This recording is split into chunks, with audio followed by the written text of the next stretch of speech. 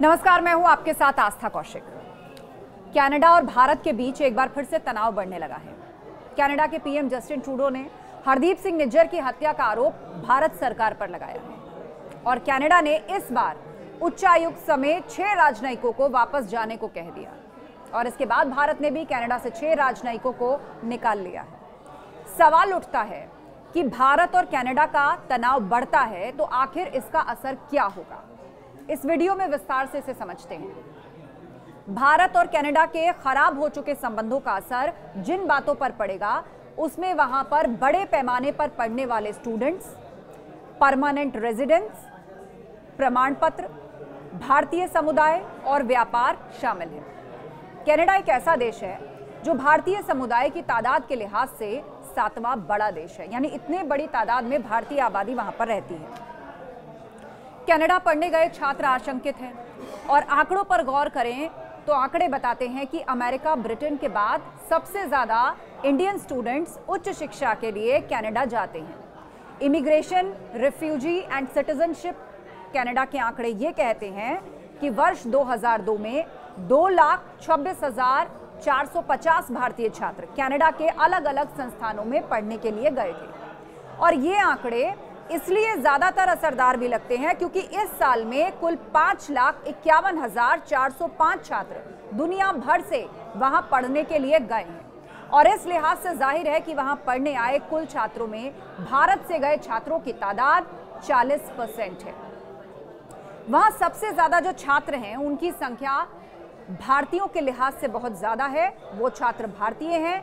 ये तबका आशंकित है कि अगर दोनों देशों के संबंध बिगड़े तो फिर उनका क्या होगा, उनकी शिक्षा पर इसका क्या असर पड़ेगा।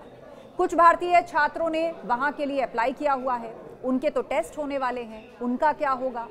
वैसे जो स्टूडेंट्स वहां पर पढ़ने जाते हैं वो कनाडा की इकोनॉमी में 30% का योगदान करते हैं, जो एक बहुत बड़ा आंकड़ा है। इसके अलावा परमानेंट रेजिडेंट्स आवेदक परेशान हैं। भारत में सबसे ज्यादा वीजा जिस देश के लिए आवेदन किया जाता है उसमें शीर्ष देशों में कनाडा का भी नंबर है, जहां बड़े पैमाने पर पंजाबी और सिख तो जाते ही हैं, अब आम भारतीय भी वहां पर बसने और नौकरी के सिलसिले में जाने लगे हैं। अब उन भारतीयों को यह डर सता रहा है कि जो कनाडा पहुंच गए हैं, वहां पर नौकरी या व्यापार जैसे कामों से जुड़ चुके हैं, अब उनको ये लग रहा है कि भारत और कनाडा के बीच ये तनाव अगर ऐसे ही बढ़ता रहा तो उसका असर उनके परमानेंट रेजिडेंट्स के आवेदन पर भी पड़ेगा और जो स्थायी निवास कर रहे हैं, मतलब जो पहले से रह रहे हैं, उन भारतीयों को अब हिंसा का डर सता रहा है। आपको बताते हैं वहां पर 7 लाख से ज्यादा सिख स्थायी निवासी और नागरिक हैं और सिखों के बाद वहां पर जो नंबर आता है वो और भारतीयों का भी आता है, जिसमें हिंदू कम्युनिटी भी बड़ी तादाद में है। इंडो कैनेडियाई सोसाइटी में सिख 34% हैं, तो ओवरऑल हिंदुओं की बात करें तो वो 27% हैं। हिंदू नागरिकों को अपने खिलाफ हेट क्राइम की आशंका सता रही है और पिछले दिनों जब से कनाडा में खालिस्तान समर्थक आंदोलन और प्रदर्शनों ने जोर पकड़ा है, तब हिंदुओं के साथ हिंदू मंदिरों पर भी वहां हमले बढ़े हैं और इसे लेकर अब वहां पर जो भारतीय हैं वो आशंकित भी हैं और आतंकित भी महसूस कर रहे हैं। इसके अलावा व्यापारिक लिहाज से भी बात करते हैं कि अब भारत कनाडा के जो खराब हुए संबंध हैं उस पर कितना असर व्यापारिक लिहाज से पड़ेगा। G20 शिखर सम्मेलन से ठीक पहले कनाडा ने भारत के साथ द्विपक्षीय ट्रेड मीट को कैंसिल कर दिया था, आपको ये बात याद होगी। और G20 के फौरन बाद व्यापारिक मामलों पर बात करने के लिए कनाडा से मंत्री स्तरीय शिष्टमंडल भारत भी आने वाला था, जिसे भी कनाडा ने स्थगित कर दिया था और अब इस बात से लगता है कि भविष्य में व्यापार पर भी संकट के बादल घिर सकते हैं।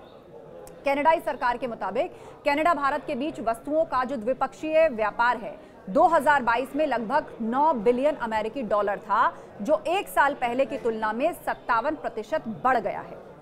कनाडा में भारत से कोयला, कोक, उर्वरक और ऊर्जा उत्पाद भेजे जाते हैं, जबकि कनाडा से उपभोक्ता वस्तुएं जैसे कि वस्त्र, कपड़ा, परिधान, इंजीनियरिंग उत्पादों जैसे ऑटो पार्ट्स, विमान उपकरण और इलेक्ट्रॉनिक वस्तुएं आती हैं।